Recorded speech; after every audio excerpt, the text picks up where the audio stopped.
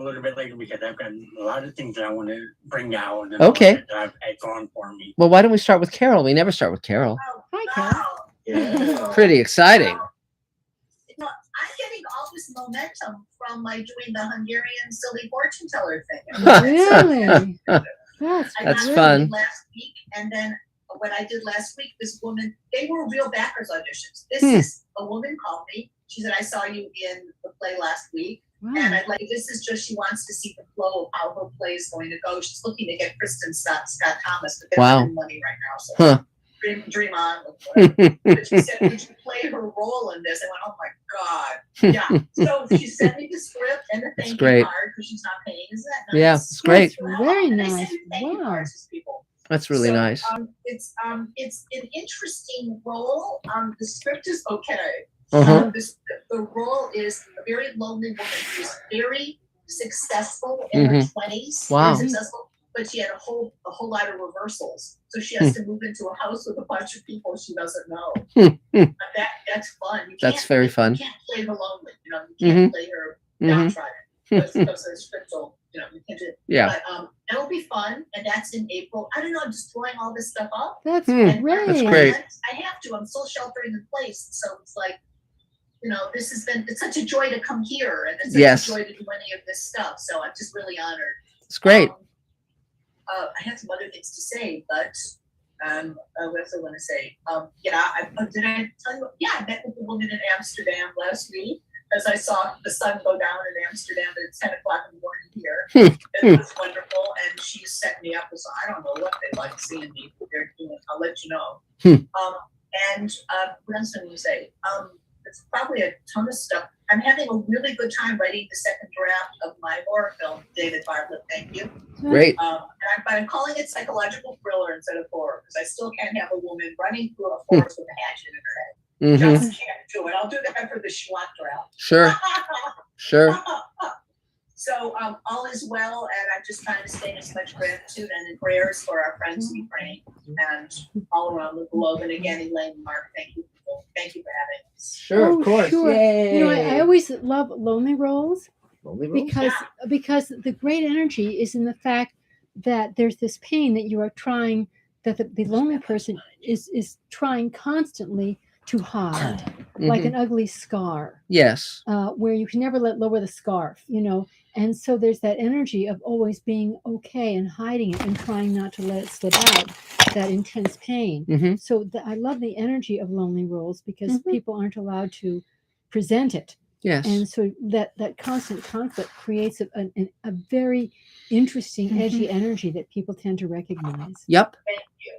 Yeah. So anything else, Carol? No, but she'd be the hottest director. Yes. That's great. That's great. That's so exciting. So That's all. congratulations. Yay. Excellent. So Adam, is there a Mr. Sci-Fi question yet? No questions yet. We're just ramping up. Okay, cool. A few more people starting to join us. Yes, on that's the YouTube cool. End, so. Cool. That's great. So wait, here we go. Aha. And as soon as I speak, we get a Scott Baker question. okay. Cool. So the question, or what he says is, are you aware that there is currently a streaming channel that only plays Harlan Ellison's disowned series, The Star Lost? Really? That's very interesting. No, I wasn't. And if you sent me a link to it, I would definitely check it out. You know, it's they did a novelization of Harlan's script won the Writers Guild Award, his pilot for that, and yet he hated the show so much he put his pseudonym Cordwainer Bird on it. And but his script was also adapted into a novel by Ed Bryant, his friend, and also done as a graphic novel. So one can check out sort of the intent that Harlan had for that. So yeah, but it's, you know, but Harlan was a fiery fellow, and you know, I think if he had had a chance to create more shows, it would have been a good thing. But c'est la vie, c'est la vie. So Adam, do you want to take your turn? Yeah, I could do that. Cool. Hi, everyone. You all know me, so I won't really get too deep into introducing myself. Sure.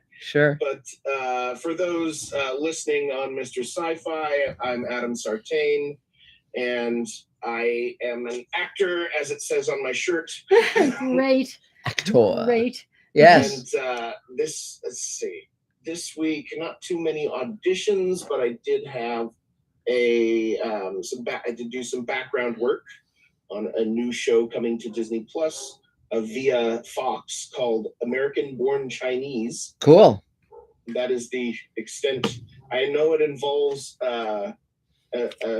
like a high school or a junior high, and it involves an office. That's about as much as I know about the show. Cool. But yeah, we were in an office setting, and it was interesting. And I made a bit of money, so that was nice. That's always good. That's always good. Yeah. And then, of course, doing work on Space Command. Yes. Yep. Grueling away, slogging the long hours. The proud, the few.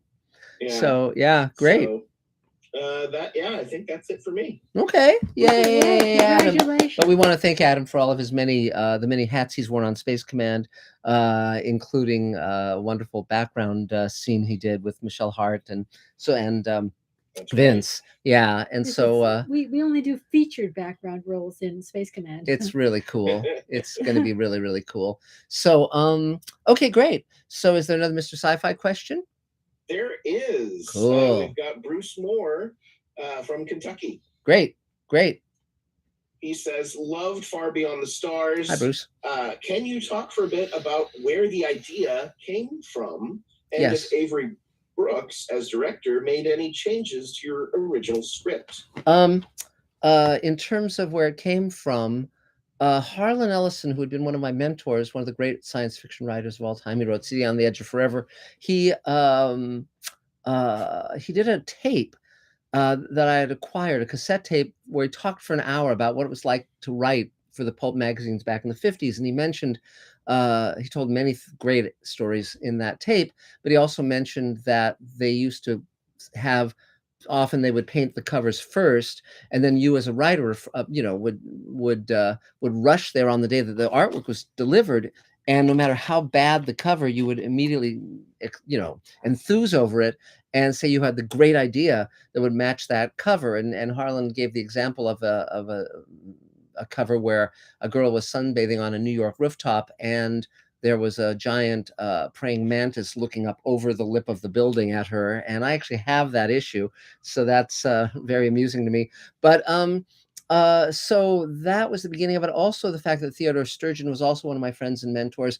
And when I knew him, he was sort of living this impoverished life, but he would go to conventions and be treated like a god. And I really wanted to show that world of the 1950s science fiction writers. So I came up, and because I also was friends with Armin Shimmerman and so forth, I thought it'd be really fun to do an episode where all of our DS9 characters were playing science fiction writers back in the 50s, and you get to see their real faces, and they would be writing Deep Space Nine, because that'd be the cover that was presented to our main character. And so then it was, and that was as far as I really took it. And then Ira Bear was kind of chewing on it, and he thought, this would be a great opportunity to deal with the issue of race. And the moment he mentioned that, I thought it was a brilliant idea. I thought it was terrific. So by then I was a producer on Sliders at Universal. And so I drove over the hill for lunch at a restaurant called Nickadel's, which was next to Paramount. And I had lunch with the entire writing staff of DS9. So it was Ron Moore and Ira and Hans Beimler and Brian Fuller, and just, on and on, an astonishing group of writers. And over that lunch, we kind of hammered out the story. And then that weekend, I went and wrote the outline at my office at Universal. And I actually called Harlan and asked him some questions, including, was there a black writer working under a white pseudonym? And he told me not in science fiction, but in mainstream fiction there was. He knew the guy. And so this was all, and it was very, very good of Harlan to answer these questions, because he was very embittered against Star Trek, and the fact that he knew I was doing a Star Trek episode, and he was that kind and that good a friend to help me in terms of the details was grand. And of course, we all knew, even when we were having lunch, we all knew it was going to be a great, great, great episode. And I got to be on the set. They were shooting 2 of my scripts the same day at 2 different studios, Sliders and DS9. And I got photos of myself in the same clothes with both casts at 2 different studios. So that was a writer's dream come true. And Avery Brooks was directing it, and he was terrific in it, of course. And no, but he loved the story. He loved where we were going with it. And his main input was kind of like details, like, his what he wore and the jazz elements of it. And, again, everyone wanted it to be extremely accurate to the era. And it was. It's a phenomenal episode. I'm very proud of it. And but I think everyone brought their A game to it, and it was great to be on the set when they were shooting it. It was really phenomenal. So, okay, let's see. I'm looking at people. I guess, David, do you want to take your turn now if you have to leave early? Sure. Okay. I'm David Bartlett, and the only person that doesn't know me very well isn't in his chair. So no. So you can cut to the chase. What? You can cut to the chase. Really? All right. Anyway, gotta go. No, I'm kidding. Yeah. So, I am a filmmaker, a teacher, a human rights activist, and a producer of Space Command. Yay! We have news on all those fronts today. Excellent. My credits as a filmmaker include back in the day when I was doing sound design on giant movies in Hollywood, like Pulp Fiction and Speed and Total Recall and Predator 2 and Tremors, and I did all the sound editing in The Foot Chase and Point Break. Mm-hmm. If you remember that, is a very elaborate Steadicam handheld thing through back alleys and over people's fences. It was very involved, very exciting. And I got to work with all kinds of cool directors. I was in classes at the Sherwood Oaks Experimental College when I first moved to LA with William Friedkin. And I also was on the set of a short film, promotional film for the Motion Picture Hospital with Goldie Hawn. And 10 years later, I got to work with Billy as a sound designer. And I got to work with Goldie. And I actually directed her for a few minutes in an ADR session. I think I was the ADR supervisor. Wow. My friend was the director, but he wasn't there. So I got to do that, and that was exciting. I actually gave her a note on one take, and she kind of looked at me like, okay, and she did it. Cool. That's cool. And, so then I started working on independent films and winning all kinds of festival awards. Now I have 69 festival awards. Recently, I've gotten an Emmy nomination as a producer, which is very exciting, and also an Audience Choice Award at the film festival in New Mexico. Great. The Santa Fe Film Festival. And I just found out I got a humanitarian award for a group in Nigeria, and also an honorary doctorate. So I am a doctor now. Great. Dr. David James Bartlett. Great. And when I get to university, it's a University of Theology, and they have a human rights department there. So I think it's along those lines. But wow. But you can, at 3 a.m. on Saturday is a Zoom ceremony for all the people that are in Nigeria and the ones out of town. We're actually going to be given these awards. Wow. So I get to figure out how to be awake for that. That's cool. Be fun. That's great. And, it's a big awards weekend this weekend. Yep. On Sunday is the Oscars, and you can all cross your fingers in that because it's very likely my brother's going to win his first Oscar. So that's great. That's very exciting. He was a re-recording mixer on Dune, and Dune is like it won the American Cinematheque Award for sound. It won the BAFTA for sound, and it won the Cinema Audio Society CAS Award for sound. So it's on a roll. And my sister's coming down special to attend the Oscars, and it's a very exciting time. So that's pretty cool. Great. I had fun with her. I set her up with a friend of mine who does makeup and hair for the studio. She does like Liam Neeson, and she did Miss Universe pageants for years. And she's going to get her all glammed out the day of the Oscars, just like a Gwyneth Paltrow or whatever, you know. Wow. So that'll be lots of fun. That's great. And she wants to hike to the top of a Hollywood sign. So I'm like, oh, okay. So we'll manage that somehow, I guess. Because I'm not in that kind of shape. Wow. Yeah. Careful. Anyway, so that's fun.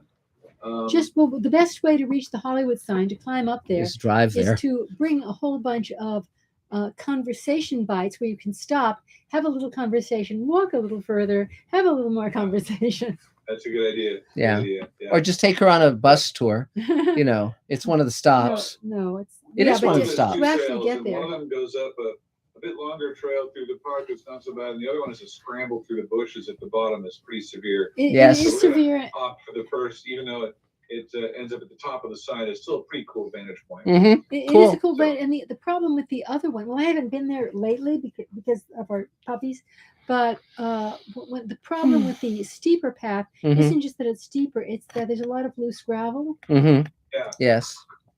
and Yeah, so it's it's a lot You less end up at safe. the bottom, which is kind of fun, but it's rough. It's Yeah. rough Yeah. going. Yeah. Yeah.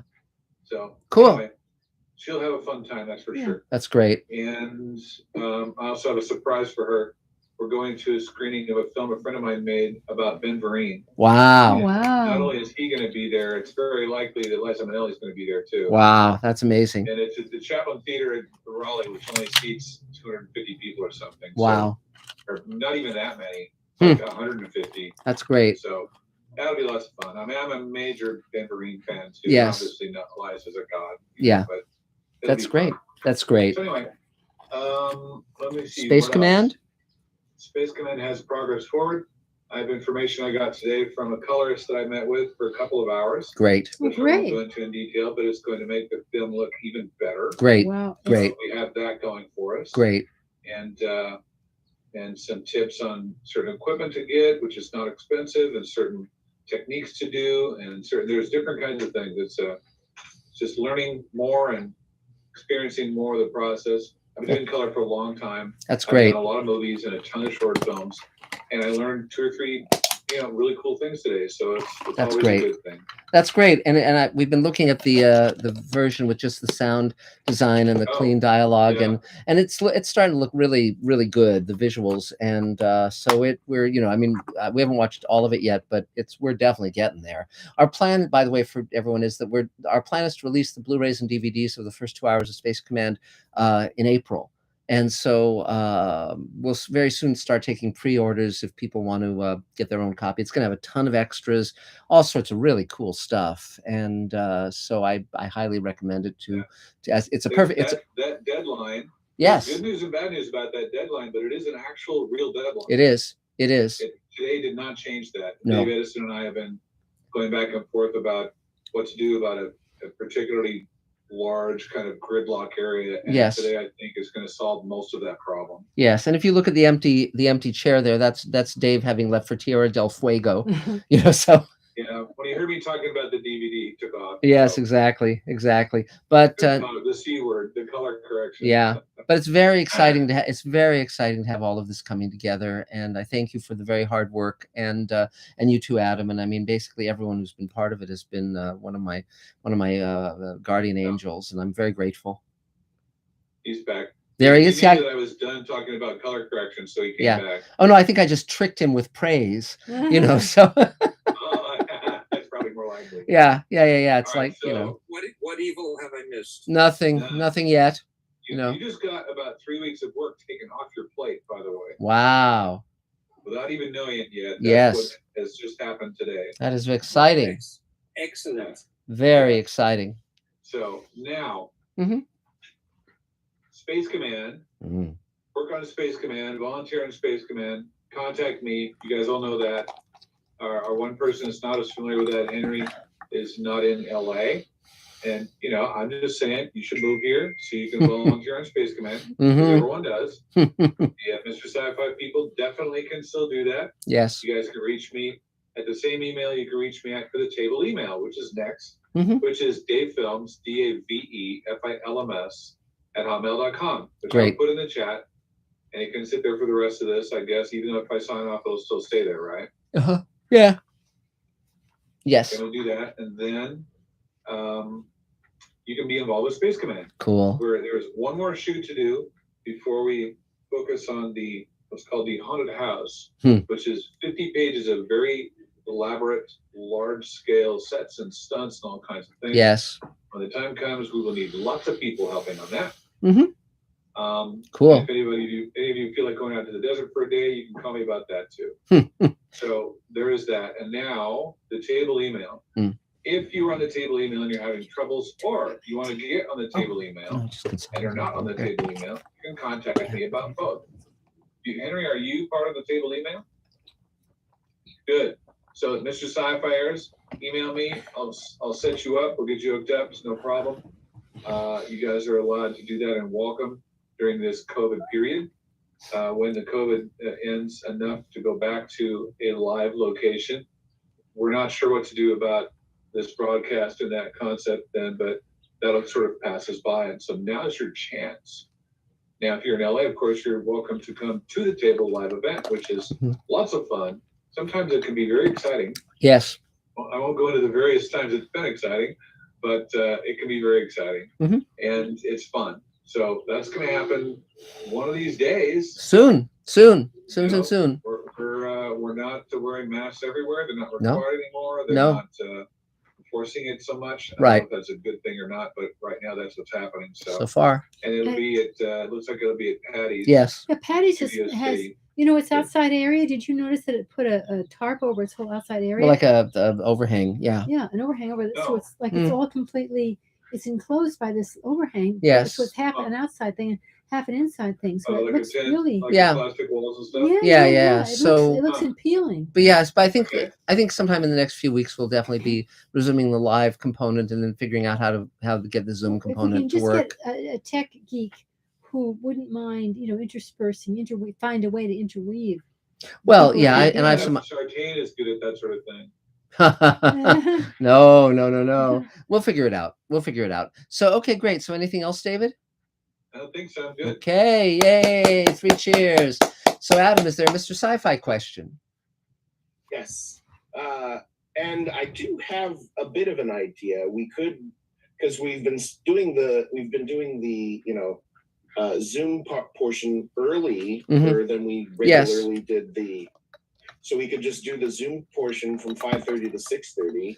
Yes. And then just have that be just an hour long. Well, let's. The main challenge is the technology of being able to be at Patty's while we're doing the Zoom, because Elaine and I it can take 45 minutes to get there. So for Elaine and me to get there in time for the live action table, we'd have to figure out. But these are conversations we can have later.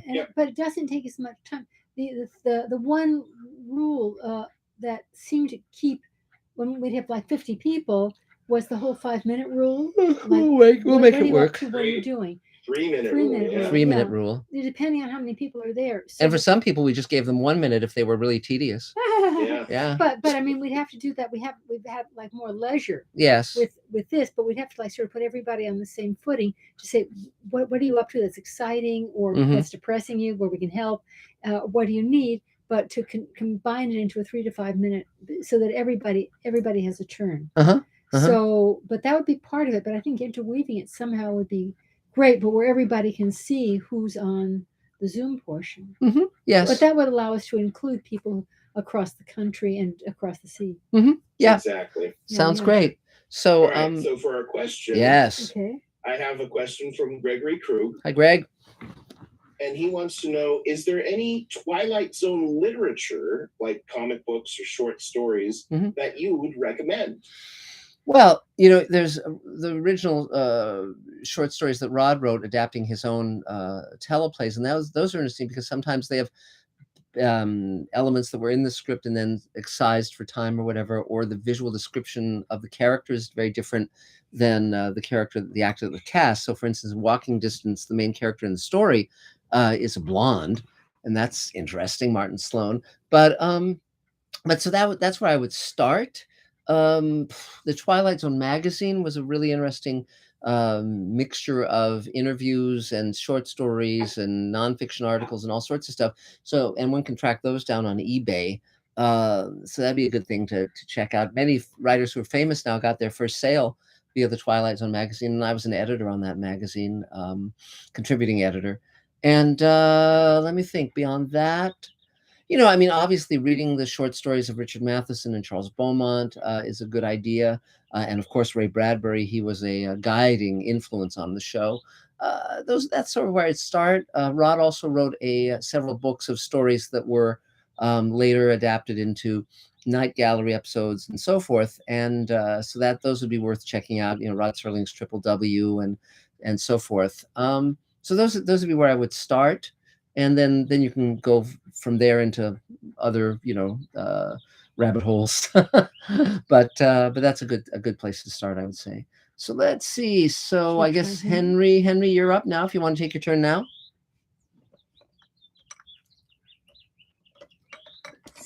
Okay, can y'all hear me? Yes. Okay, I just want to first apologize for not being here for 3 weeks. It's okay.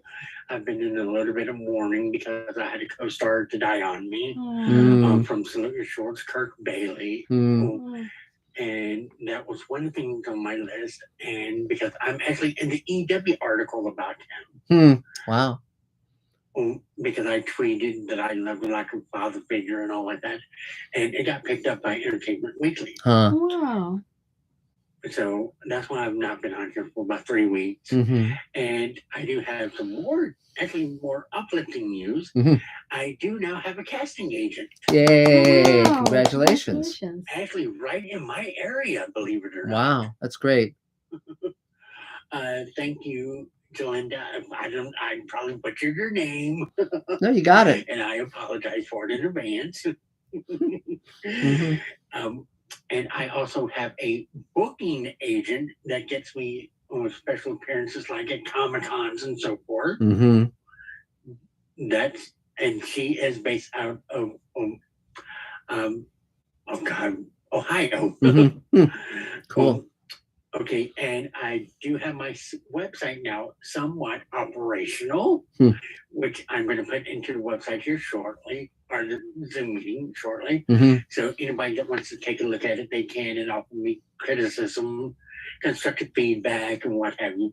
And I see Adam's got over there a big smile on his face regarding that one, because I can tell he loves to critique over there. Okay, and I've had 2 podcasts. One with Adam over here, which was very great. Thank you, Adam. I do appreciate that. And I was interviewed also by the Milo Beasley Show. And he got my information because I'm the only one that had my private information on Internet Movie Database. Wow. And when he was looking up Sling Your Shorts, and so that's how that one came about. Cool. And I also do have a Los Angeles-based phone number now. Good. Which is very hard to get. Especially with the 213 area code. Yes. And I'm glad that this company actually had one, and I found it, and it was the last number that they had. Wow. Great. Good. And that's pretty much what's on my agenda. Well, Okay. Congratulations. Well, great. Well, That's 3 great cheers. That's a news. lot of stuff. Congratulations, Henry. So, go ahead, please. What were you going to say? I've been doing quite a bit here. Well, and all of that. That's right. And I've been trying to, and I submitted myself for a couple of spots on advertisements, but one I'll go on and mention, I don't know if I'm going to get or not, but I'm hoping that I do get it, is talking about a lawyer firm there in LA that handles abuse and so forth like that. They're talking about for people that survive victims of abuse regarding healthcare professionals. And I'm a victim of that. Wow. Okay, well, good. That's good that you. Fingers you're in crossed. motion. You're in motion on all these different things, so Fingers that's crossed great. for that. That's Yeah. Well, good. Well, congratulations, Henry. It's good to see you as always. And yeah, and just to be clear about the rules of the table, we request that people come to one meeting in person, and Zoom qualifies as that, just to get the vibe of the group, which is supportive and compassionate and all and inclusive. Once you come to one meeting in person, then you can get on the email and all that stuff, and then you can come whenever you want. Some people come every week, some people come once a year, but it's just so people understand that this isn't an organization. It isn't a a marketing group. It's it's a community, and so Artists great. helping artists. Yeah, but it is good to see you. So As I call it, camaraderie. yes, exactly. yes, exactly, Because yes. I feel like this. I was talking to a friend of mine about the table and all of that, and I said I find it very helpful to me that y'all are very supportive of me and so Yes. forth like that. Well, that's right. And again, I think that part of my philosophy of all of this is that encouragement helps people be creative, and the toxicity of Hollywood closes people down. And it's very hard to create and be effective as an artist when you're worried that you're surrounded by sharks. And so I wanted to create sort of a warm bath without any sharks in it. But great. Well, good to see you, Henry. So Thank Adam you is so much, Mark. yeah, thanks. And Adam, is there another Mr. Sci-Fi question? Yes, we actually have a question from Bob Rich. Hello, Bob. He asks, what advice would you give to up-and-coming writers of short stories and novels who have a developed style, are ready to self-publish a few books, but don't yet have a publisher or literary agent and want to cultivate an audience for themselves? Hire someone to proofread it, because what I find with a lot of self-published novels are that they have enormous and egregious mistakes in spelling and grammar, and it's absolutely impossible to catch all of those yourself. I mean, I'm speaking of myself. You'll read over a manuscript 5, 10, 20 times, and then when it's in print, there'll still be typos, and that's with like a major publisher. So definitely hire someone via the table or whatever resource to really go over it with a fine-tooth comb and weed that stuff out. And also it's important to get a good cover, so it shouldn't look, even if you're self-publishing, it shouldn't look half-assed. It should look, professional. But beyond that, yeah, I mean, there are a lot of artists for hire on the net. I mean, the wonderful thing about the modern age is that it no longer is a vanity publication when you self-publish. It's got, because of 50 Shades of Grey and The Martian and many other huge successes in publishing, it's totally viable now. And so that sounds like a good strategy. And those would be my only really guidelines in terms of that stuff, because it's you don't want to have people reading it and check out on it because there's all sorts of errors. So that's about it. So now I see that. Oh, Galinda, I guess it's your turn. Go for it. As long as I can remember to push the right button. Yeah. This has been fun lately. I don't have a whole lot new going on, but it has been quite busy. I spent the whole weekend at the old house cleaning up and packing up and trying to get everything out. Cool. And then got back too tired, didn't call out of work the next day because my back was out. So I figured I wouldn't going to push myself talking to customers all day and get a message that where I was the day before is being whizzed through by tornado activity. And not just activity, but they actually had one hit the ground. Wow. And I don't think our old house got hit, but wow, it was like another one of those. I've been in 6, but I've never gotten to see one. Wow. Which is probably a good thing, but it kind of makes me sad that I've never gotten to see one of these amazing things. My whole life, we were camping in Biloxi when Hurricane Camille came in. And I remember the ranger coming up to my dad and saying something low under his breath that I imagine was, I don't want to scare your girls, but y'all need to go now. Because we did. We dived out military style. It was beautiful. Yeah. Wow. And I never realized there was anything to be afraid of until I was like 28, standing in my mom's living room watching footage from Camille on the TV. Wow. So that many years later, I was going, Hey, Galinda? Yes. What's military style? What military style? Military style. My daddy was Air Force, so this is what my 5-year-old mind would imagine was a military style bug out. Everything came down nice and neat. It wasn't any kind of willy-nilly thing. No. We got all packed up and went in the truck. Calm down, Eve. Rudy, calm down. Very fast and efficient. Calm down. I thought it was like get in the car and turn the key on and go, and everything was left behind. Kind of like that, yeah. Yeah, well, maybe I should say MASH style, because when they dug it out, they tried to take everything with them. Mm-hmm. And but yeah, kind of wild though to like realize the road that I was just driving down a few hours before, and there's that big monstrosity in the sky. That doesn't scare me so much because I've been, it's so close to so many. It's not so. Right back in 1 second. I can still dig. The idea of earthquakes, I feel phobic about. Just the idea, because I can't fly. So I'm, something you're familiar with, that's not scary. But, for me, it's like, I don't know, we shall see what happens. I'm afraid of heights, so I have panic attacks in video games every now and then. Oh, wow. But, Okay, well. I got myself some magnetic lashes. I feel like I'm being assaulted by giant butterflies right now. Well, they look kind of pretty. They do look pretty. Thank you. I haven't worn makeup in probably 15 years. So this is going to take some getting used to if I'm going to be wearing makeup.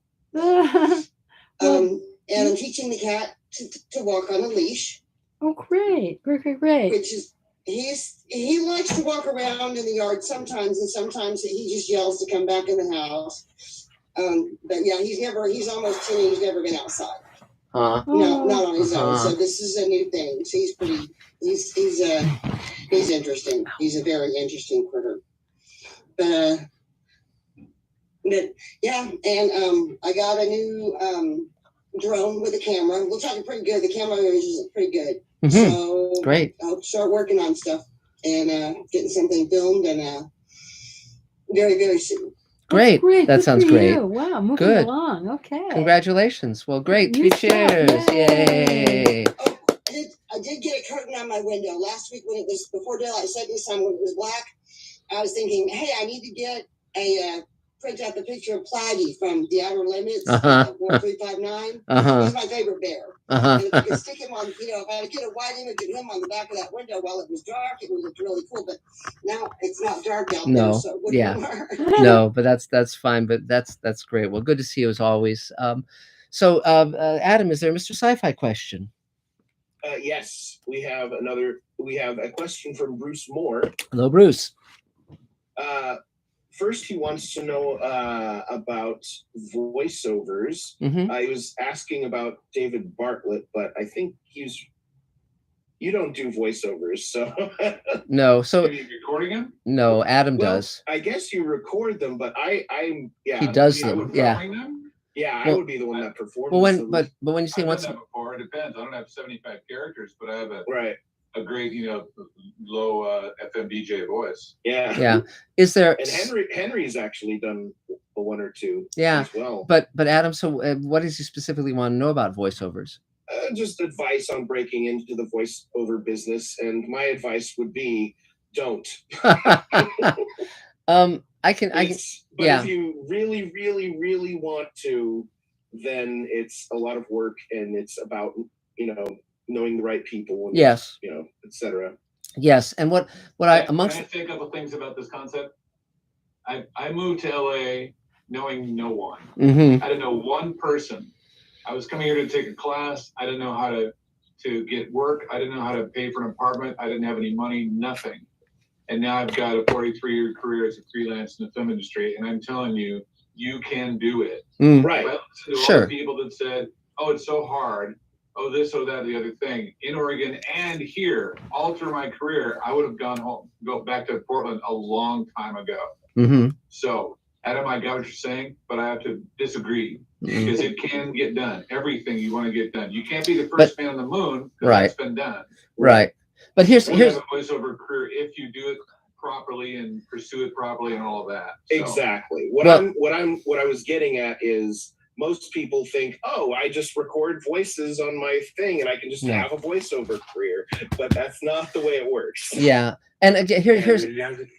Oh, I'm sorry. Another thing is, practice makes perfect. You're not going to get it from the very get-go. Yeah, exactly. Keep practicing and crafting their craft there. Yeah. Because I got to jump in here too. I first moved here within a week. I was on the set as a directing intern to the director of the biggest film being shot in Hollywood. Mm-hmm. It can happen right away. Well, Don't write that off. Right.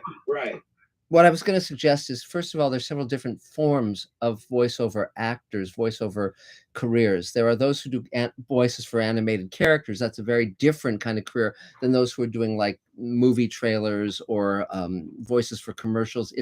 There's an overlap, but it's very good to have a sort of a notion of what camp you want to be in. Additionally, I strongly believe in going where the work is. So obviously coming to LA would be an extremely good idea. And it isn't that you can't send in your voice auditions and so forth from anywhere in the world. It's that you have to meet people. You have to meet the people who hire. Another thing one could do is, if one were really smart, what you would do is really pay attention to what animation shorts are coming out of the film schools. And as you start to see who's really talented, you can offer yourself as a free voiceover person for their work, because those people are going to get, series deals, feature deals, and they'll remember the person who basically was there for them when they weren't, a big noise. And because often, if you study the history of Hollywood, the people who break in, they have a circle of friends who kind of break in at the same time. This isn't always the case, but it's often the case. And so that can also help speed the plow, because the thing to remember about Hollywood, and by extension the entertainment industry as a whole, there's always more than one person who's fine for the job, who would do the job just fine. And so you have to figure out, once you have your level of skills where they need to be, you have to figure out what's going to give you the edge for them to say yes to you rather than yes to someone who's equally talented. And often it's either, they've met you, they like you, they say, let's give this guy a shot, or you've formed friendships or whatever, where it's very easy. There's the common rubric that people hire their friends, but that's not quite true. They hire their friends who can do the job. Nobody will hire their friends who are going to just basically totally screw things up, because that makes them look bad. So, and so that's why it's very important. I don't believe in networking without any focus, because networking without a focus, you meet a lot of people who are not headed anywhere, who are not going to accomplish anything. You'll exhaust yourself, and you won't be putting the focus on the work, which is where it should be. But I do believe in saying, okay, who's doing the work I love? Who's hiring those people? Podcasts are a great way to meet people, to interview people, to sort of get on their radar. I wrote the Twilight Zone Companion when I was in my early 20s, and that allowed me to make friends with many people who were the top writers, producers, directors, actors in the industry. And some of them became very good friends. And it wasn't so much that they hired me, but I was learning from their example, and I could turn to them for advice. And that was just a gift from the gods. So, so that's, yeah. We have a lot of table people who are in voiceover. Yeah.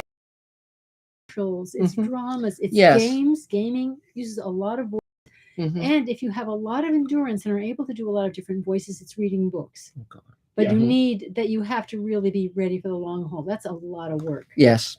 Yeah. So, but there you go. So that's our answer. Now we have the wonderful, the perfect Dave Edison.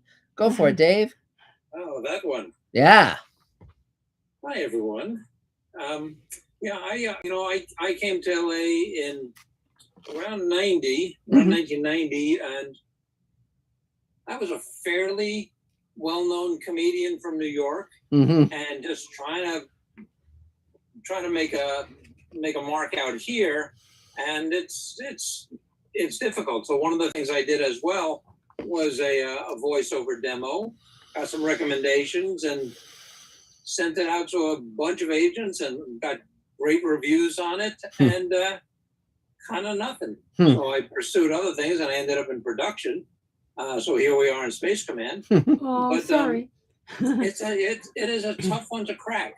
But if you're interested in my voiceover demo, which is 35 sustainable voices in 2 minutes, is on the bottom of the homepage of my website, which is daveedison.com, along with my ancient stand-up comedy demo. But I'm in the process of updating the website, so there are some links on there that are dead. But that's my reel back then. Yeah. But now it's Space Command. Yep. And editing other projects. I mentioned last week that film I had edited a while back is now on Amazon, called Fear Frequency, in their pay-per-view. I don't know their mode, and it might be on there included with Prime Video eventually. But we've been just chipping away at the small final details, getting the first 2 hours of Space Command ready. It's great as a feature and as a DVD and Blu-ray. I'm currently working on a logo, a rotating animation of the logo that we've had for years, but the resolution wasn't quite what we need for this final UHD, also known generally as 4K version. So I've been rebuilding that today. And here's the news. David, have you heard this, Mr. Barkley? Space Command has ordered, I've ordered, Space Command will reimburse me, even if it takes a few months to do so. Yes. But we've ordered a brand new Mac Studio, which is the recently announced, just 2 weeks ago, computer for Mac that is small and supposedly just a rocket ship. And the nice thing about it is it's so small that I'll be able to take it from my place over to Mark and Alay's at Casa de Z. Yeah, the Zicree mansion. Yes, we'll be able to hook it up to their giant screen TV, not Great. to mention to their 2 dogs. Yes. And we'll be able to get back into editing there as we move into the second 2 hours of Space Command. Yes. We tricked this computer out pretty well. It's not quite full tilt. It has 4 terabytes of internal storage as opposed to 8 terabytes, which was a ridiculous price. So it's a ridiculous enough price at 4 terabytes. But and that is actually overkill as well. But the reason we got that is because it's supposedly a slightly faster memory chip. And also with that much storage space, I'll be able to load it up with video so that I don't have to haul as many drives, which would be slower anyway, down to Mark and Elaine. We can just keep editing and be as efficient as the current technology allows. So, and the other thing is, because it's Apple, it'll be delivered sometime in June. Yes, which is fine. That works for our time frame and our cash flow. So yeah. So anyway, we'll see how that goes. We're racing headlong into the not into the future, but at least into the present. Well, that's great. That's great. That's better than stumbling into the past. So we've done that on occasion. Oh yeah. And how many Rainbow? Phineas Rainbow musical is a great line. He ends a big filibuster speech, the pompous senator, and he says, "Forward to yesterday." That's great. That's great. Stumbling into the past. I mean, how many times at this stage in our production have I needed to find something from an earlier version? Yes. That has kind of been baked in.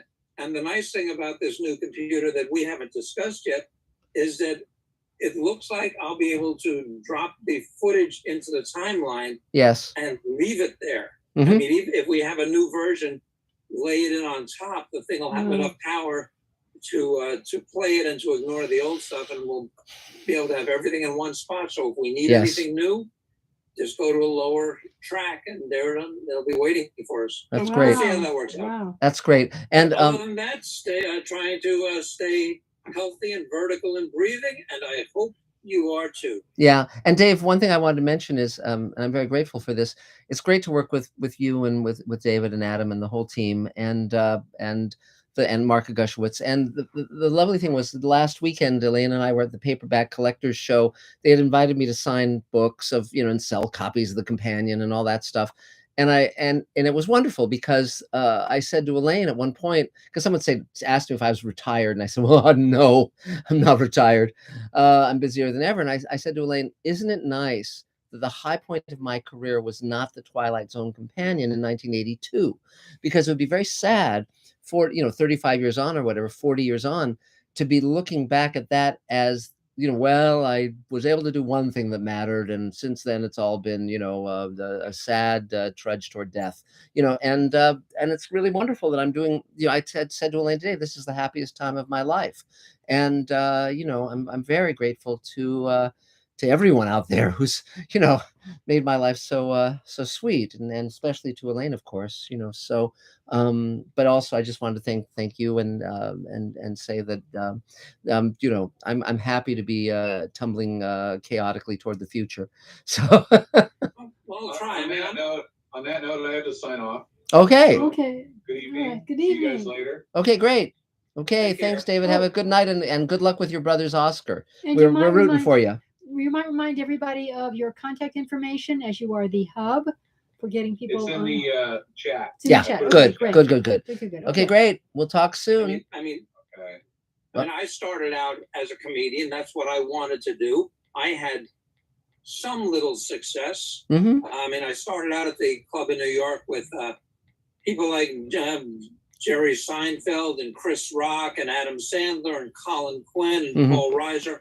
I have no idea what happened to them. But I switched gears somewhat out of necessity and somewhat out of just because I was just so tired of the road, Sure. and met a gal, and I wanted to stay in town with her, and Sure. she worked out very well. That's great. My wife, the best decision I've ever made. Yes. Sometimes I say my one right decision. Well, But the fact that I've switched gears is okay. We switched gears and we're moving forward. So hopefully, Yeah. hopefully at some point, at this point, we're just a little independent TV production, but Mhm. who knows? Yeah. Who knows what will happen? Yeah, Who it's knows? looking pretty good. yeah, it's going good. So yay, 3 Yay. cheers, All right, everyone, Dave. be well. Okay. So Adam, is there another Mr. Sci-Fi question? Yes, I have a question from Mark Lungo. Hello, Mark. He wants to know, has your job ever required you to work with toxic people? And if so, how did you deal with them? Yes. I have worked with toxic people, though fortunately not a lot. How did I work with them? Badly. Vero, remember when you got someone to pay attention who was like high on something? When he said this is missing from the story, and you corrected him, and you just kept plowing ahead. He wasn't high on something. He was just very distracted and very okay. dismissive, and I won his respect Okay. just through me knowing what I was doing. So we might talk about that. Nah, it's a long story. Okay. But let's just say yes, I've dealt with toxic people, and it's lovely not to have to do so right now. So, so Mark Gushowitz, go for it. Hello. Can I tell a story of when I worked for a toxic person? If you wish. If you can do it within the 3-minute limit, sure. It's got a happy ending and could possibly give some advice. Okay. I've worked for a number of toxic people, but never anybody worse than this person whose name I will not give, except to say that she was married to a person who played saxophone in a very, very famous band. Yes. But she would come into the editing room, and she didn't know how to do anything except for insult and Mhm. to the point where she didn't have an external monitor. So when we full screened something for her to look at, it was on a computer monitor. Uh-huh. And if the cursor was not in the exact corner, so it didn't distract her, the swears would come out. She would call me a loser. How dare you? How do you expect me to concentrate with that cursor there?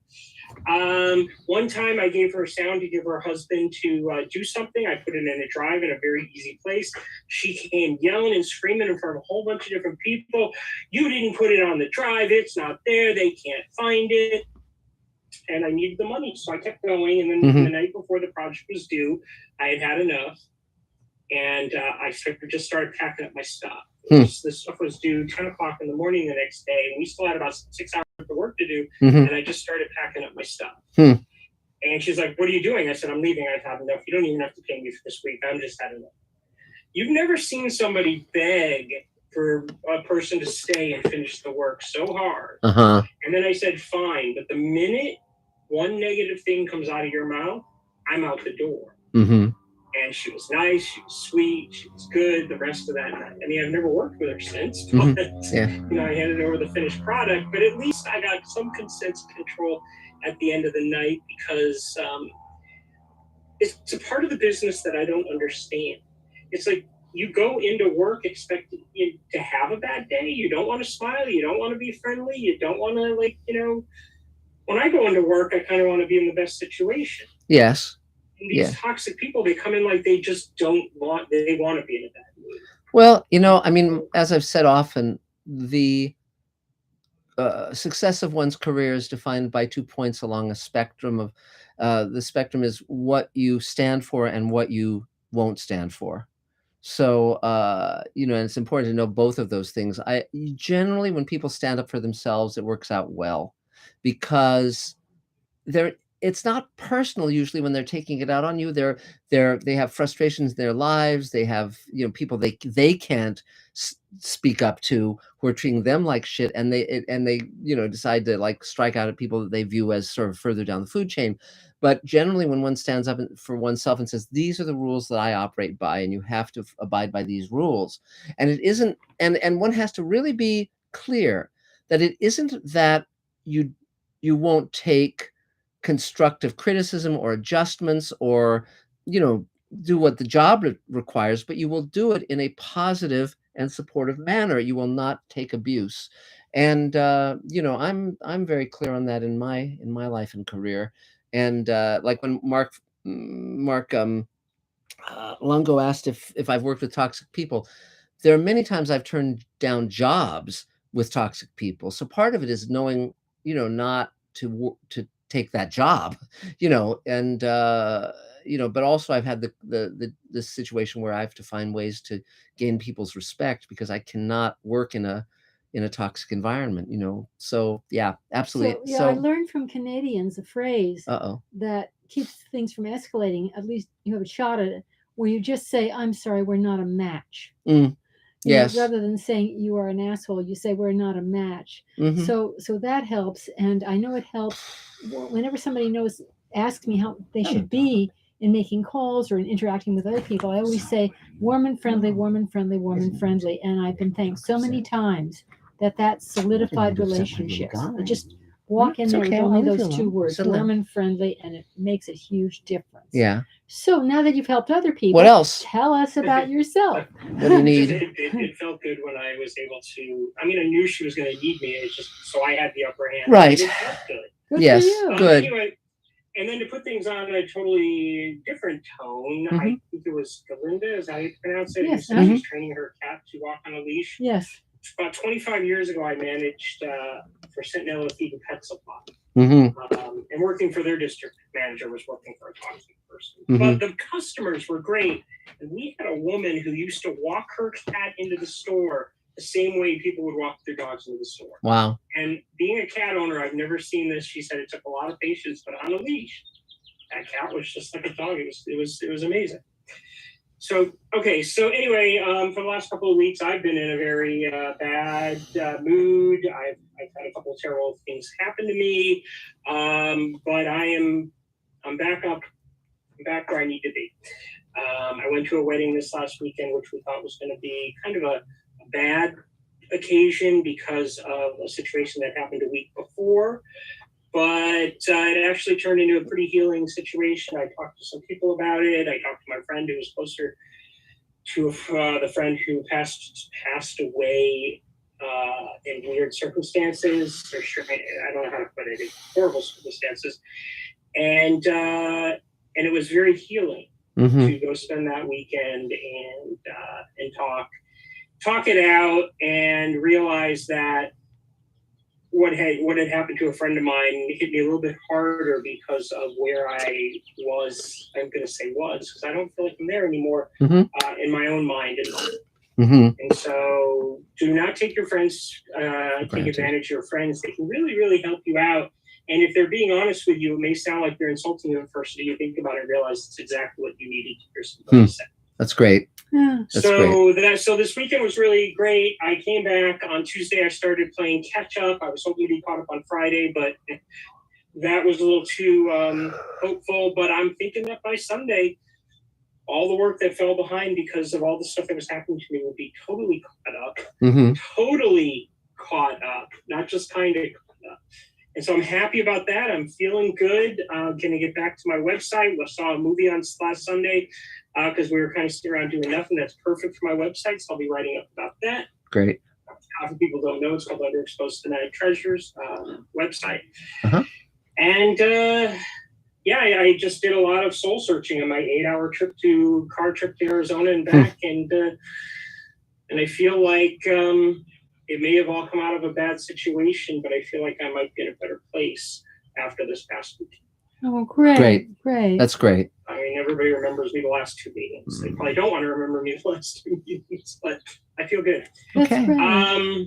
So yeah, so the edit, I'm actually more editing jobs are coming in, but not to the point where they're bogging me down because they're editing jobs for the future. So it looks like I'm going to have money coming in, and yeah, so that's me. I'm just in better spirits right now. Good. Cheers. Yay. So Adam, is there another? Doctor even had good news for me. Oh, good. Oh, yeah. Which was great. Great. So, That's good. That's great. good. And so great. So Adam, is there another Mr. Sci-Fi question? Yeah, I actually have a question for Elaine. Wow. From Bruce Moore, but I think you could probably chime in on this too. Sure. Okay. Bruce Moore says, I'm new to writing and have a story that has been screaming to me to write it. Do you recommend writing the story in novel form first and then break it into a script, or vice versa? It's a very different animal. A novel is a very different animal because you start with the POV, with the internal, and It's like whose head are you in? Yeah, in a novel, it's the internal monologue often. But so you get to play a lot more with what's in somebody's head. What they're thinking, yeah. When you're working in a screenplay, it's a kaiku. Well, yeah. Where you're really having the actors via subtext, convey what you need conveyed. Like one of the most powerful moments I ever saw was where two very lonely people, who wanted to get together, and the dialogue was nil. It was somebody taking a moment and taking the courage to reach out and touch the other person's hand. And that was so powerful. So sometimes you think about the internal monologue and think of ways for the actor to convey it. Right. When I was just starting out, I gave, for just exercises, I was just working in a class, and I gave my actor this beautiful speech that I'd worked on to convey his feelings. And it was, a little bit long, but it was beautifully written. And then he started the speech. He delivered the first line, and I suddenly realized that everything I wanted conveyed, he had just acted. And everything else took all the energy away and went into a black hole. And I said, well, you're not writing a novel. You're not writing theater. You have to shut the hell up, because you just did that all in a close-up. And so I had to cut a whole bunch of my own work. So it's very different. But if you record the way people actually talk, we talk in broken sentences, in shorthand, and it's a question of more and more saying how you convey it less and less. But for that, you have to be really sensitive to your actor, to subtext, like with my actress that we just shot on this last Monday, where she had a lot to say, but she couldn't say it for various reasons. And I said, okay, you're being very pleasant. What we're seeing that you're actually saying is with your twisting hands. That's it. She got it. It was not overwritten, and we really got what was going on just because of her twisting hands. So it's just very different, but it depends on you. There are no formula. Some writers start with a blank page. Some writers gather envelopes and envelopes of bits of character, questions of character, bits of dialogue. Some start with novels, and some start directly with a screenplay, some with a short form. You have to respect, there's not a formula. You have to respect your own process. Well, also see what your own tendencies are. If you feel like you should start writing it as a short story or a novel, do that. I mean, get it down on paper one way or another. If you feel that the screenplay form is more kind of your language, then do that. I've adapted scripts into novels and novels into scripts. I've done both. And they're, as Elaine said, they're very different languages, but it's whatever gets the story across, whatever. Also, it relates something to what your ambitions might be. If you want to be a novelist, then writing novels makes sense. If you want to be in film and TV, then ultimately you have to write sample scripts, or shoot the scripts, But but it's what's most powerful. but just get it done, get it down on it's paper. about what's most powerful to Yeah. you. Yeah. And what Mark often suggests is tape a film and listen to it. Just listen to. You mean do like a table read, or what do you mean? No, if you want to. Oh, you mean listen? If you want to study how to write a movie or TV show, turn the picture off and just listen to the audio, because you don't get drawn into the story as much, and so you can actually be much more analytical about what they're doing and how it's working, how they make it work, what the tricks What are. about the other way? The other way is to, if you want to be a director, you turn the sound off and you watch, or an editor, you watch it without the sound, and that shows you the montage, the way scenes and shots fit together. That's a good way to study that. Well, So What I was thinking was, if you turn off the sound, and tell me if I'm wrong, I've never done this before. If you turn off the sound and you just watch it, you'll realize how much you can actually get out of the story without hearing any of the dialogue. Yes. Which can help you in cutting down your dialogue. Yes. A common error that most novelists make when doing screenplays based on their novels is that they're way too talky, and everything is over-described, and they don't understand how lean it can be. And so when Elaine said it's like a 120-page haiku, that's exactly right. And it's not like writing down what people actually say and do. It's the shorthand. And if you're good at it, you're able to give the illusion of naturalism without it being naturalistic at all. No, and I'm really slow. I came from novels and from theater, and it was when I had to do a paper edit for Dave to smooth out. For a year, I worked on the first piece of putting together Space Command. Yeah. And it was after a year of seeing the pictures that I somehow my mind shifted to how you tell a story with moments. Yes. With seconds, with quick glances. But it took, hopefully you'll be a lot faster than I was. But it was like a year of putting together those moments and handing them over for Dave to correct, that I finally saw a story in moments, in pictures. Yes.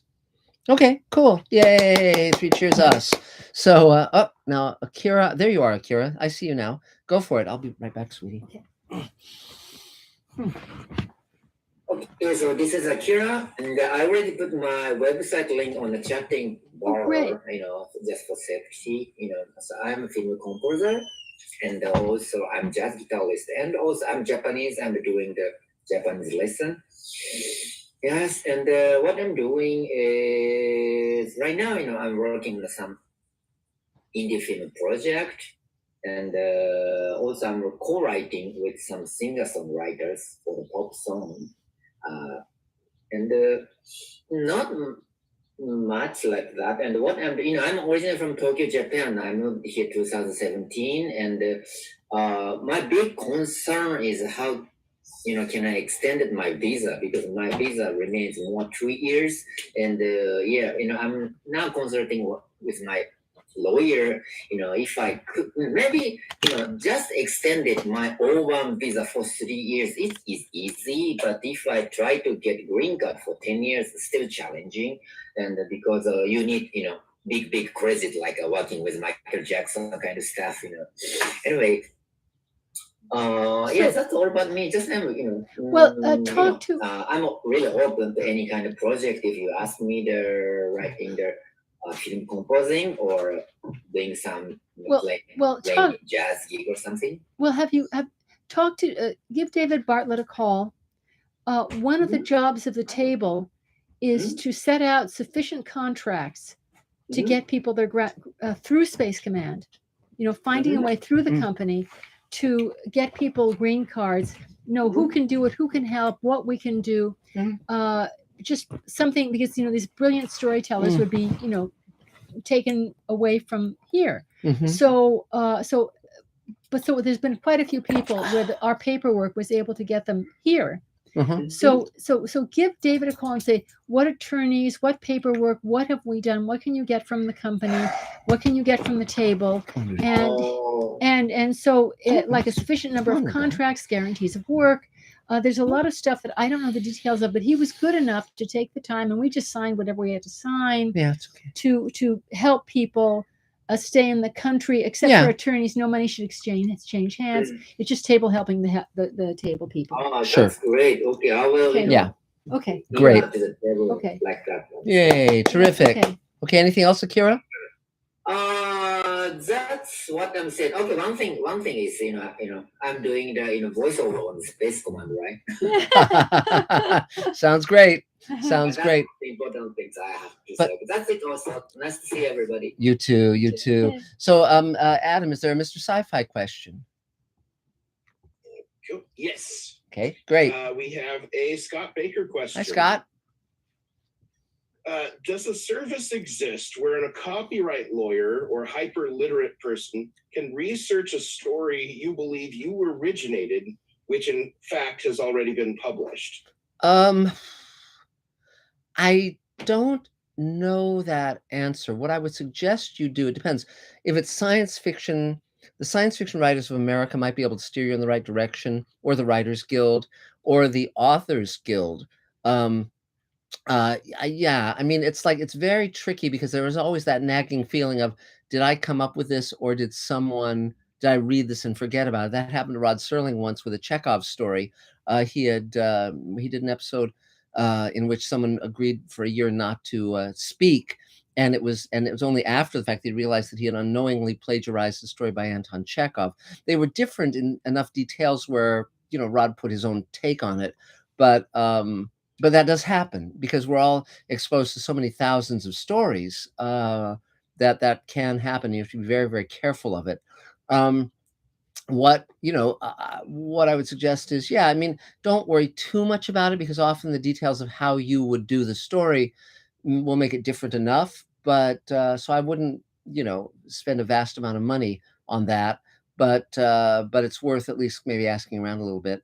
So great. So now we have Bonnie Janowski. Bonnie, go for it, Bonnie.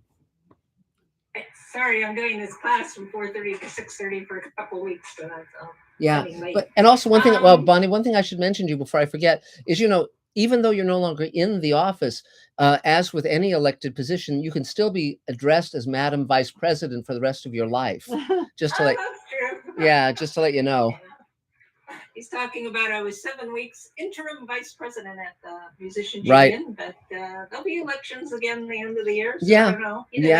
I'm in my 20th year on the board. As a trustee. So. Yes, and there's no telling who might. Yes, and there's no telling who might inadvertently have a piano dropped on them. So just a word to the wise, you can certainly affect that vote. So. Yep. I'm just curious. Did Michael Reeves, was he? Is he? I was just curious. Any update on his apartment search? But I have to follow up on that. We can talk about it later. Yeah, that's okay. Thanks. I haven't heard anything more. No. So working on let's see, a short film by my filmmaker. That I've done all his films, and he always does film musicals, so songs and dance routines, all kinds of fun stuff with him. And then working on 2 stage musicals, just everything. And then I went a couple times recently to with Thane. Some events, Sandra Lord and things, and I have a meeting tomorrow with somebody about scoring a film, and then there are a couple potential films out of that, so we'll see. Wow, okay. That's great. That's great. Some of the people, today on another event, some of the people were pretty experienced, and then others, some complete mix. There was somebody that was talking to me who I don't think they've ever used a live composer before, but they're early on. But some really good programs. I know Thane is very involved with the Sandra Lord, and and then there's the Friends Circle Night, and Show Talent Show, and Film Mingle is a good one. Yeah, there are a lot of really good groups. Great. So there might be things I'm forgetting. That's all that's coming to mind right now. Yeah, just anybody needing music. Yeah, it's interesting. I was transcribing some music for someone, very complex pieces, and I did one more search, but still the human ear is the only thing that could really hear all the music. If it's monophonic, meaning if there's just one melody line, Yes. there's some software that can get pretty close. Mhm. But anything with chords going, multiple parts, nope. If you Cool. try to use different programs, it just comes out as gibberish, basically. I mean, just big clusters of notes. So that's interesting. And still nothing exists like that for transcribing, notating note for note any music. Yeah, I guess that's it. Okay. Anyway, always great to be here. Okay, good seeing you, Bonnie. And Elaine, how's your shoulder doing? Oh, it's coming along. Thank you. Thank you. Yes, It's she was coming at along. the doctor's this morning, and she's on the mend. It's very exciting, and Yeah, I'll be starting physical therapy on Monday, Yeah. which is great. yeah. And now with the new shoulder, she can do this trick where she takes a lump of coal and just squeezes it in her hand, and it becomes a diamond. It's amazing. And Yes, it's yeah. wonderful. Bionic woman. yeah, Yes. exactly. In Yes. 6 months, I'm told everybody better watch out. Yeah, yeah. You don't want to cross her. You do not want to cross this Yeah. woman. Yeah, I'll be So, mighty mad. Yeah. So watch it. But thanks. It's good to see you, Bonnie. Yay, Bonnie Janowski. So, Adam, is there another Mr. Sci-Fi question? Yes, we are chock full of Mr. Sci-Fi questions Great. tonight. Great. We have a question from Mark Lungo, Hi, Mark. who says, how do you feel about the Oscars' decision to not show some of the technical awards? I think on it the TV sucks. broadcast? Yeah, I think it sucks. I think it's incredibly disrespectful. I think it's TV executives not understanding why people don't want to watch the Oscars. I think, I mean, your sound guys, your makeup guys, your editors. I mean, these are the people who make the film sing. Without them doing a great job, your movies are going to suck.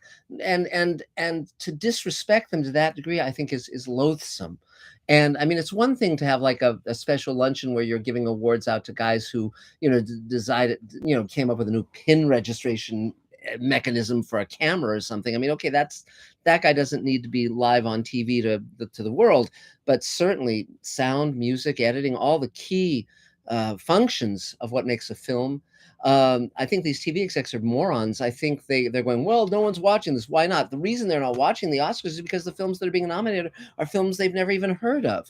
I mean, Drive My Car is a Japanese film, and we watched it, we liked it. But that shouldn't ever have been a Best Picture nominee. It should be at most a Best Foreign Picture nominee.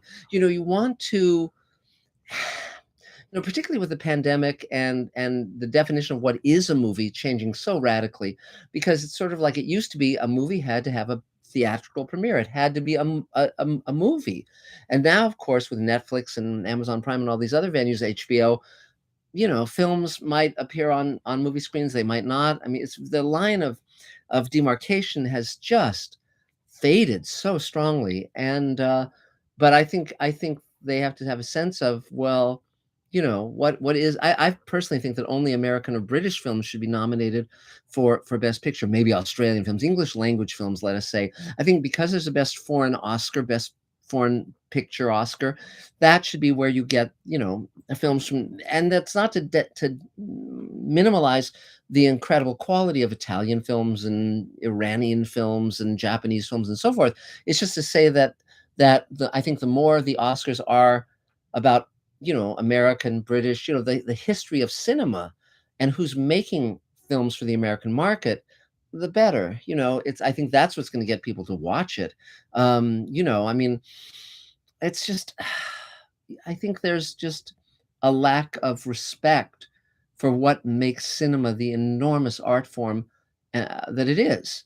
I'm very glad that Guillermo del Toro's nominated again. I'm very glad that, some of these, like Denis Villeneuve. I mean, Dune is not my favorite film ever, but I think it had great artistry. So do you need me to? take him. Uh, I have to go take the dog. He's giving us dog eyes, and so I'll be right back, and Elaine can continue the rant. Right? No, don't rant. Just we can go to Well, Thane. it's not a rant. The only thing I can say is that Mark said, how we're going to watch the Oscars, and I said, I you don't really care about the Oscars. About the Oscars because I knew who I wanted for editing. I hadn't seen a lot of movies, but I think they should just let Faye Dunaway and Warren Beatty decide the winners from now on. They did such a spectacular job last time. Well, it's that my investment in the artistry of these films. It's sort of like they're throwing a lot of foreign films, at the. I'm very glad that the racism is starting to be addressed, but sometimes it's not. They're addressing racism to just pick anything because they don't see the quality films. I mean, there've always been brilliant films that had non-whites ruling them, but this feels like they don't really know the quality of films at all. It's just they're anyway. So it's the first year where I thought, okay, they've lost another one. So no, I'm not happy with the Oscars at all. Nor am I. And yes, sorry. So you don't think that part of the reason people aren't watching the Oscars anymore is the fact that it's no longer entertaining anymore? They're not putting on a show anymore. Like when you watch the Tonys, amazing opening numbers. It's entertaining to watch. Now with the Oscars, it's like there's nothing entertaining about it. They're not even putting on a show. No, I agree. It's not entertaining. It's not that discipline. There's an insensitivity all around. It's like people don't understand. It's like the people who are putting it on don't love movies and don't love moments, because sometimes you cut people off because they're going on and on, but they cut people off who are in the middle of something that we're all with as the audience. Sometimes they have the extremely emotional sentiments, and they cut them off with the music, and it's sort of like, wow.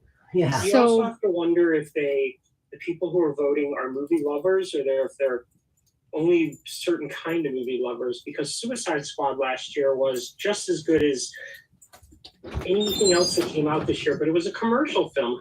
We can't nominate that. I actually know critics who are, we can't nominate that. People won't take us serious when they might get a bigger audience because everybody loved that movie. Yeah. I'd be rooting for it. Yeah, I mean, because it when I'm thinking, okay, there's foreign films. I always like the foreign film category, but and certainly we watch a lot of subtitled films and like them, but it just it feels like they really lost their way. And I agree with you, they're not as entertaining. And when Mark said, "What do you think?" and I'm thinking, well, what, a lot of this and that, and the films that they nominated, I think they overlooked some of the best. And so it's just sort of like, well, that all they're doing is playing a ratings game without watching them in the first place. So no, I'm not for that. Okay, so Thane, I think it's fallen to you. Oh, sorry I was late. Sure. Doctor's appointments always take longer than they tell you they're going to, but at any rate, here I are. It's been a kind of quiet week. I think I had one audition and worked with her on her audition, which is kind of the way it's been going lately. And a couple of weeks ago, a couple of friends and I got together and shot some footage. So I put a link here in the chat to that footage.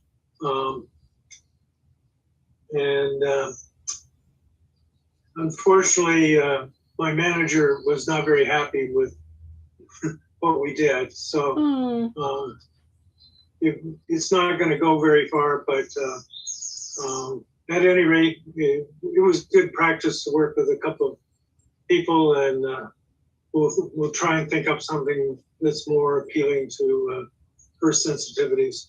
And at any rate,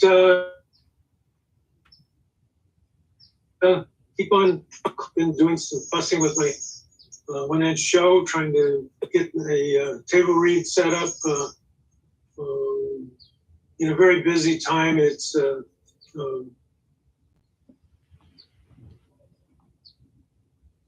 the end of Fringe Solo Fest, and a lot of the key people are engaged. Oh, it's Women's Theater Month. lot of the people involved in setting up the table read are fully engaged in those activities. So it'll get set up here sometime in the next 6 or 8 weeks, and I will invite you to come to the Zoom meeting. Okay. If you have an interest. And I did hear something about training a cat here. Yes. There's a play called Coca-Cola Circus de Coca-Cola, and it's half Spanish, half English.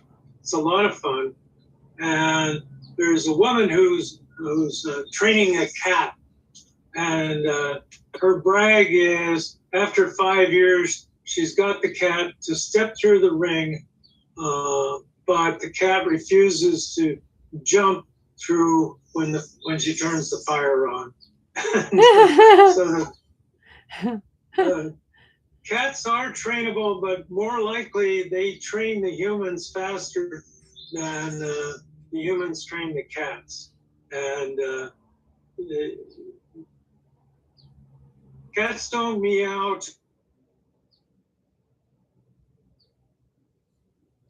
other cats. Cats meow telling us something like they're hungry or they want to go outside or whatever. And so we do, as a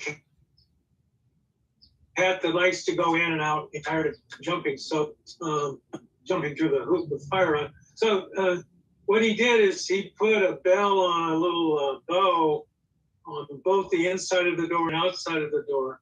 And he trained the cat that when it really wants to go out, he goes over and rings the bell. Huh. And he opens the door and he goes out. And then when the cat wants to come back in, he goes over and noses the bell on the outside. And he did that fairly quickly with catnip and some treats and perseverance. So you Whoa. can train cats. Some cats, yeah. Then I had a question. It's better if you start when they're young. Like any animal, if you start when they're young. I've trained llamas, goats, pigs, cows, horses, any number of animals, farm animals, to do various things or to be shown at the fair or whatever. And they're all trainable, and punishment does not work.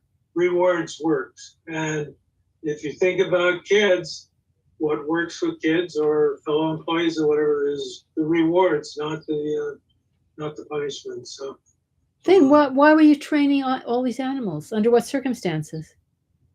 I grew up on a farm, and as a farm boy, you learn to take your best livestock to the fair where you can win a ribbon or two, and then your beef you take over to the auction, and instead of selling for, I don't know, 25, 30 cents a pound, maybe it'll sell for $3 or $4 or $5 a pound, and that's enough to put you through the first year of college. Wow.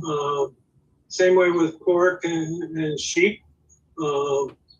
So, and then, you want your animals to be in control when you're dealing with moving them from one place to another. Like every spring, you got to load up 30 or 40 young calves that are 6 or 8 months old, and you load them in the truck and you haul them over to the summer pasture, and you want to make sure that they don't get hurt in the process and so on. So it's all, I milked 80 cows twice a day, and you want those cows to come in and line up and behave themselves for the time that they're in the milking barn. So learning to work with animals, horses, there's different styles of horses, and almost every show horse you see is not walking or prancing or whatever in a natural, but they're walking because they've been trained that way.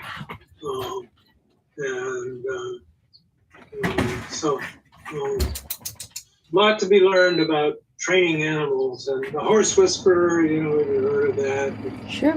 And so, Well, I'm impressed. I did have one question though. When your manager was being negative about what you shot, was she very specific? Oh, she just asked. yes. She was. Okay.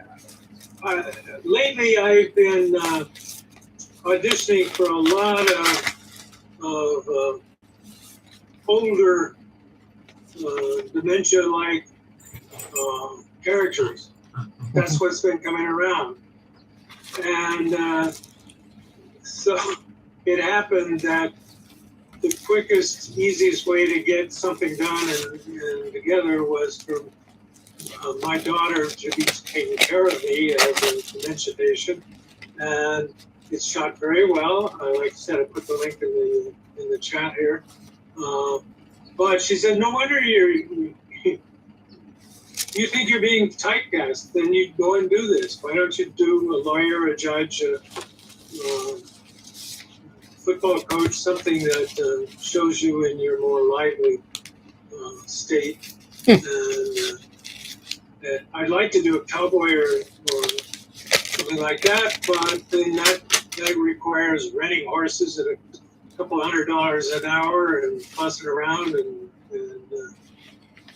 sort of beyond the budget. So, But Thane, would it be possible for you to be in a scene with someone younger and someone even younger than that, where you're watching your son make the same mistakes that you made with him, with your grandson, where he's doing the exact same thing, except now that you've reached your current age, you see the damage that he's doing that you had done to him. Would it be possible to do a scene like that where it's kind of meaty?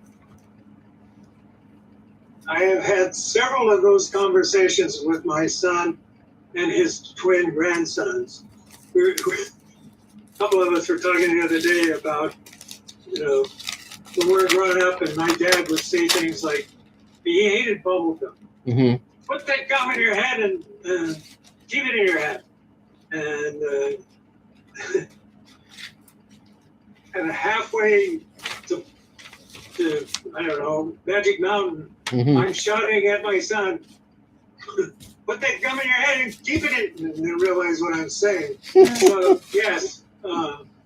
And, more serious moments, particularly with my son who has the twin boys, who are now fully grown, but there were times when I just had to say, look, it didn't work for me. It's not working for you. Maybe we ought to find a different way. So, yeah, that's something we could yes. Well, that's great. I would love to see that. I'll tell you why. You don't, your ambition isn't to play small prototypes, the judge, the this, the that. You want to play people. And it could be a judge who's a person, but you want to play people. That's the interesting thing. That's what you trained for. So if you did something like that, then just say, I'm not just going to think of a little throwaway piece. Sure, please go ahead. Thane, here's the other thing. One of the reasons the table exists is so that people won't be able to say, I can't do that because I don't have the money. So I would strongly urge you to put an email out to the table saying, does anyone have a horse that I might use in a scene I want to shoot? It doesn't, someone may own a horse and let's just say, yeah, come out to the ranch. We can do that. I mean, the dogs are playing. But, I think you have to create the possibility. People who cast often have zero imagination, and you have to show what you can do very specifically. And, but the more you show you can do, the more you're going to convince them. And I would urge you to do that. I mean, there's, that's what I would suggest. I would suggest, do the scenes you want to do. Make the, it's worth the time and effort, particularly now that cameras are digital. That's not good. Hold on. I'll keep talking, Elaine. So, anything else, Thane? Oh, anything else, Thane? Oh, frozen up. The dogs were playing with your shoe. Oh, no. Okay, here we go. Okay.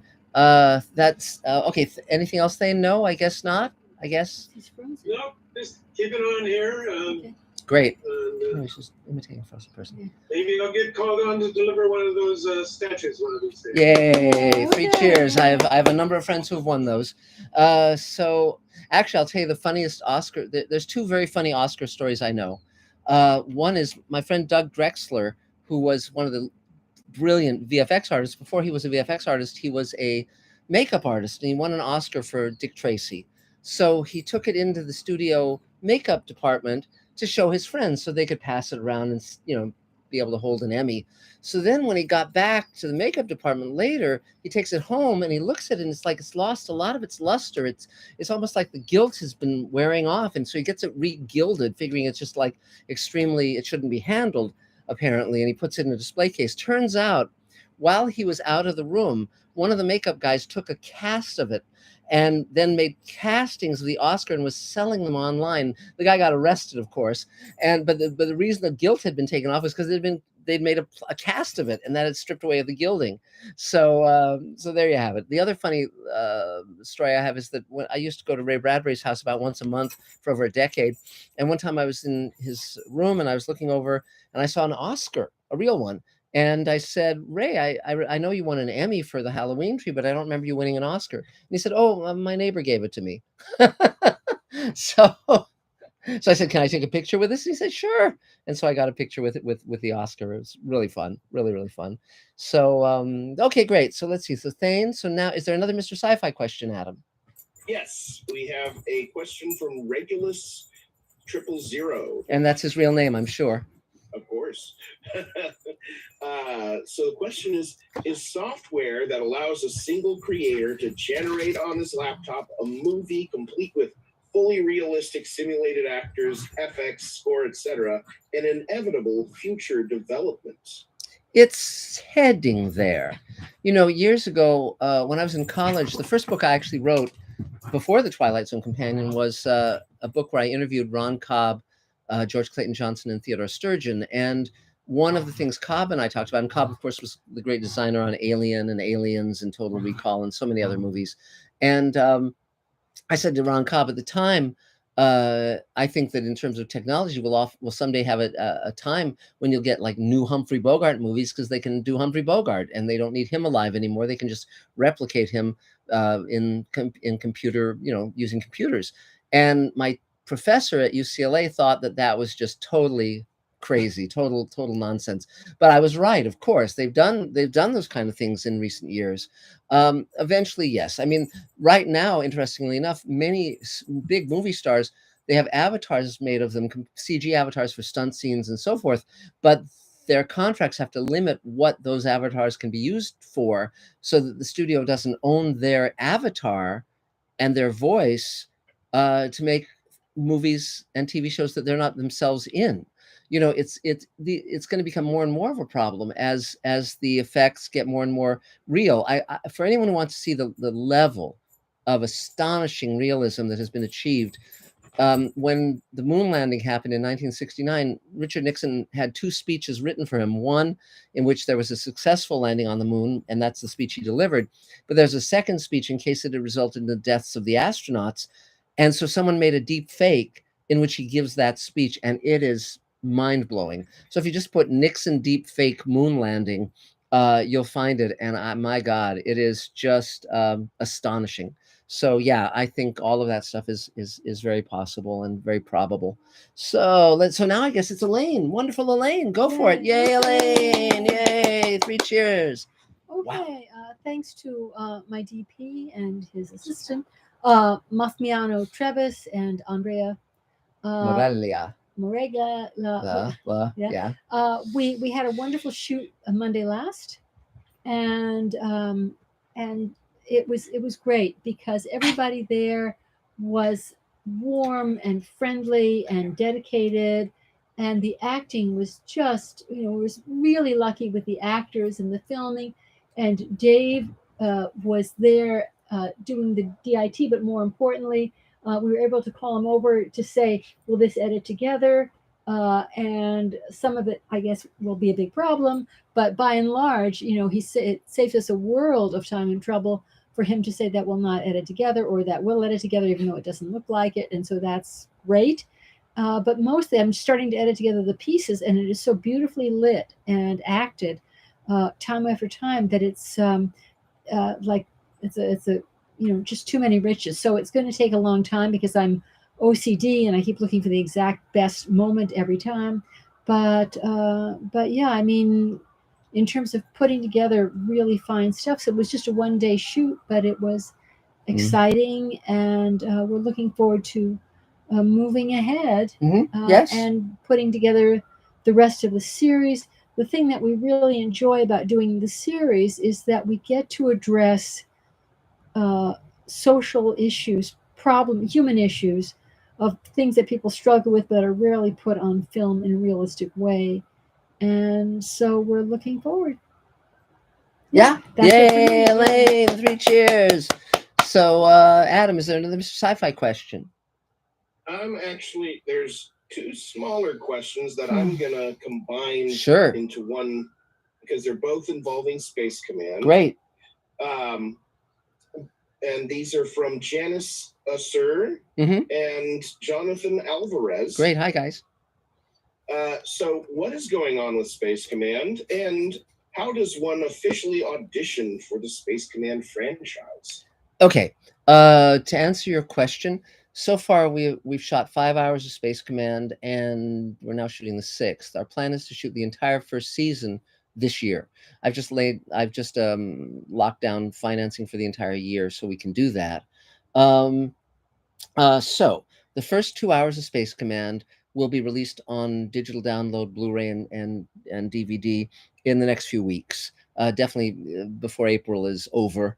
And so we're cranking along on that. Meantime, we've formed a second unit to shoot, a production unit. So David Bartlett is overseeing the post-production unit, and Andrea and Massimiliano are overseeing the production unit. And so we've shot 4 days at our studio with them, and we shot 24 pages, and that's a very good rate. And you can see a lot of videos I've been posting on Mr. Sci-Fi about that process, and I'll be posting a lot more. Additionally, during the pandemic, we did a 2-hour episode called Ripple Effect, where our actors shot their own scenes in their own homes with their own cameras, with us directing long distance, and scenes we wrote, of course. And you can see that on Mr. Sci-Fi as well.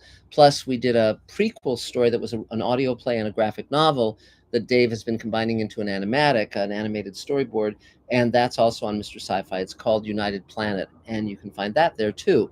So the hour that we're shooting now is the second hour of our 2-part story, Forgiveness. We've shot the entire first hour, and now we're shooting the framing story on the second hour. Interestingly enough, there's only 1 scene left to shoot with the framing story, and it's at an archaeological dig on Altair 4. And we were trying to decide whether to shoot it at our studio or shoot it in Palmdale. And then Andrea and Massimiliano said, we've been hired to shoot a feature in, and if you guys want to come there and shoot on the weekends, that final scene, you can have a lot of production value. So we're going to be doing that. So it turns out they're going to be shooting in Sicily. So we're going to be going to Sicily with Catherine McEwen, our actress, and shooting amongst ancient Greek ruins. So that should be incredibly fun. And so we'll be doing that probably at the top of May, it looks like, and we may be able to also stop in England and see Michelle DaCosta, our development executive. So every day has a surprise from Space Command. And meantime, we're also going to be shooting the other pilots of the Showrunners Network. I'm in communication with my partners on that, and it just keeps going. It's life is exciting. And my new book, Mr. Sci-Fi, comes out next month. I'm not Mr. Sci-Fi. My new book, Greenlighting Yourself, comes out next month, and eventually I'll be doing the Mr. Sci-Fi History of Science Fiction, which I've been doing on video on the Mr. Sci-Fi channel, but we're also going to do a book of that. And let's see, someone's calling me. Let us see who this is. Oh, it's Mossy. We'll call him back as soon as we're off this. So anyway, so that's sort of the major stuff. Life is my oyster, and things are great. And I went to the doctor today with Elaine, and she's doing great, and no complaints. Everything is just swell. One thing I will say is I'm about to do a new Mr. Sci-Fi video on how I put a set together, and if you look closely in the background behind me when I do that video, you'll see something I just bought for myself that is extremely amusing. So so that's about it. So I think I sort of Well, when you're in Sicily, you'll have to look up some of my relatives. really That's where sure. my family's from. Wow, that's Yeah, interesting. I Wow. didn't know that. Do you speak Italian? Sì, oh, a Un little bit. poco. Yeah, that's great. That's great. Well, thanks. So that's the news from the front. Life is very exciting. Elaine is now editing some of the scenes we've been shooting, and she does the first run at it, and then sends Dave her notes, and then Dave stitches it together, and we rock and roll. And So then Mark does the pass, but I take I do the easy bits- part. Well, he gets an overview because I'm so Yeah. busy with little bits, little pieces, little bits, little Yes. pieces. And then Dave edits it together Yeah. when it can Well, be edited together. Elaine has great instincts toward the nuance of performance, and so that's the most important thing, that the performances work. We will be posting very, very soon some of what we've been shooting, just so people can share it with us, and or we can share it with them. Beyond that, we're going to be, rewriting the scripts for the rest of the season of Space Command and just really rocking and rolling. We're planning to shoot a lot this upcoming year, and it's very thrilling. And so on we go. More and more adventures. It's interesting. I was interviewed on a podcast by one of our investors, and he asked a question, and I'm going to actually do this. He was saying, well, what about Robbie the Robot? Why don't you have Robbie? Because I mentioned that we used costumes from Forbidden Planet and Fifth Element and Space Patrol and so forth in the Departure Lounge scene that we just shot. And he said, well, what about Robbie the Robot? And it turns out that when I was in high school, one of my friends in high school, Fred Barton, built a perfect copy of Robbie the Robot. And that became what he does for a living. He makes Robbie the Robot and Gord and all these major robots for collectors. And so I'm going to contact him and I'm going to say, how can we use Robbie the Robot in Space Command? And then I told this guy, Matt Weiss, that if we shoot that, it'll be like at a bar. So you'll see Robbie in the background, and I'll put Matt Weiss in a spacesuit, and he'll be talking to Robbie in that scene in the background. So that should be really fun. So that's something to look forward to in the near future. So I think we've reached the end of our time with the table. So thank you all for being who you are and what you are, and just watch this space. If you haven't subscribed to Mr. Sci-Fi, do so. And we'll see you this time next week, and enjoy the Oscars if you're able to watch them, and more adventures to come. So thanks so much, guys. See you next time. Bye. Good night. Good night. Good night. Bye, my friends with Mr. Sci-Fi. Take care.